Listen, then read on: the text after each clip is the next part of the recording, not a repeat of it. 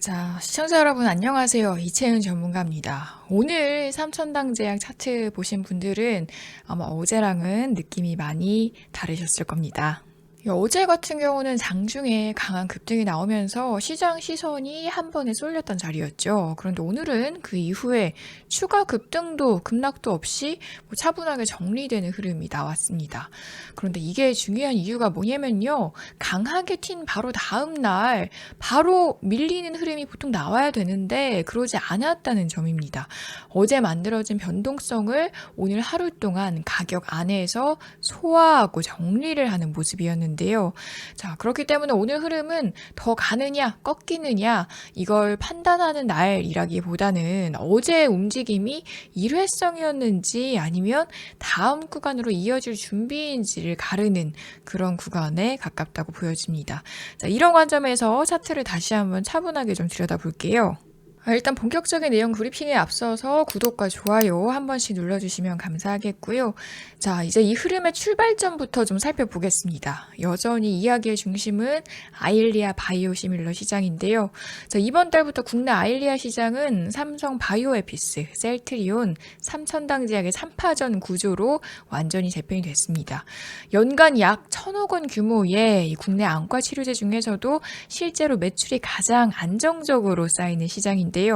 이제 하루 이틀이 지나면서 비젠프리에 대한 시장 인식도 정리가 되고 있습니다. 후발 주자긴 하지만 19만 8천 원 가장 낮은 약가로 급여가 등재됐고요. 오리지널에 비하면 약 40% 수준입니다. 자, 여기에 주사제와 프리필드 시린지 이 두 가지 제형을 동시에 확보를 했다는 점도 이제는 단순 비교가 아니라 실제 처방 확산의 가능성으로 받아들여지고 있습니다. 가격과 편의성 이 두 개를 동시에 맞춘 구조라는 점이죠. 자, 이런 관점에서 볼 때 시장의 시선이 바뀌고 있는 이유는 단순하겠죠. 이 바이오 기업을 볼 때 우리가 항상 묻는 가장 큰 질문은 똑같습니다. 그래서 언제 돈을 버느냐 이건데요. 비젠프리는 지금 이 질문에 지금 시점에서 답을 주고 있는 축입니다. 미래 얘기만 하는 회사가 아니라 현재를 버틸 수 있는 현금 흐름을 갖춘 회사로 평가의 기준이 이동하고 있다는 겁니다. 그래서 최근 삼천당제약은 단순히 기대감이 남아있는 바이오가 아니라 구조적으로 안정성이 확인되는 바이오 기업 쪽으로 천천히 분류가 되기 시작했습니다. 자, 이런 변화는 하루 만에 주가로 튀어나오지는 않는데요. 오늘처럼 조정 이후의 반등 국면에서 버텨주는 힘으로 나타나는 경우가 많습니다.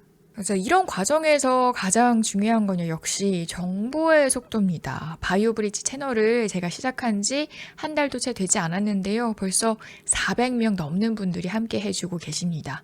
저도 그만큼 책임감을 느끼고 있고요. 그만큼 임상 일정, 파트너사 방향, 또 오늘처럼 표현 하나로 시장이 흔들리는 이슈들 모두 최대한 빠르게 정리를 해서 전달을 해드리려고 노력하고 있습니다. 요즘처럼 변동성이 큰 구간에서는 이 하루 이틀의 해석 차이가 체감 리스크를 완전히 바꿔놓는 경우가 정말 많은데요. 구독과 알림 설정 꼭 해두시고요. 중요한 변화가 나올 때마다 바로바로 확인을 좀 해보셨으면 좋겠습니다. 자, 그럼 이제 다시 다음 핵심 내용으로 이어가 볼게요.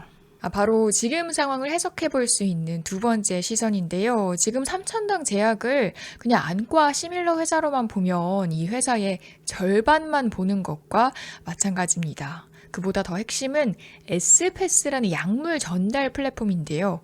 이 기술은 특정 점안제 하나에 묶여있는 기술이 아니라 이 약물이 몸 안에서 더 오래, 더 안정적으로 작용하게 만드는 구조입니다. 그래서 이 플랫폼은 안과를 넘어서 경구 GLP-1, 인슐린, 또 장기 지속형 제제로까지 확장이 가능한 기반 기술로 평가를 받고 있는데요. 자, 이 지점에서 굉장히 중요한 건 이렇게 실적과 기술이 동시에 작동을 하기 시작했다는 점입니다.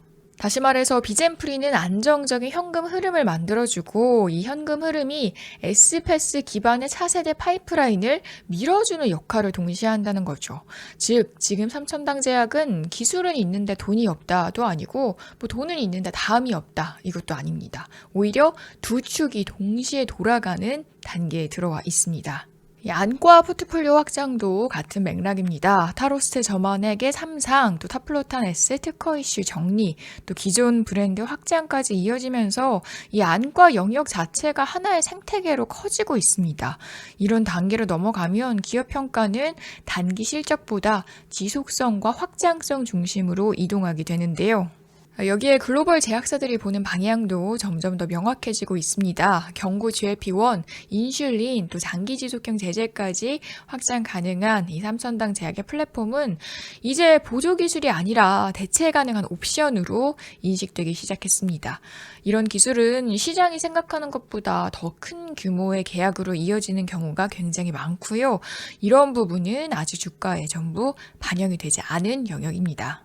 자, 그럼 오늘 내용 한 번에 좀 정리를 해보겠습니다. 삼천당제약은 지금 안정적인 실적 축과 플랫폼 경쟁력, 그리고 글로벌 확장 가능성이 한 지점에서 동시에 겹치고 있는 구간에 와 있습니다. 그래서 지금은 하루 이틀의 등락으로 방향을 딱 단정해버리는 그런 자리가 아니라 기업 가치가 다시 정의가 되고 있는 초입 구간이다. 이렇게 보는 게 훨씬 더 자연스러운 위치입니다.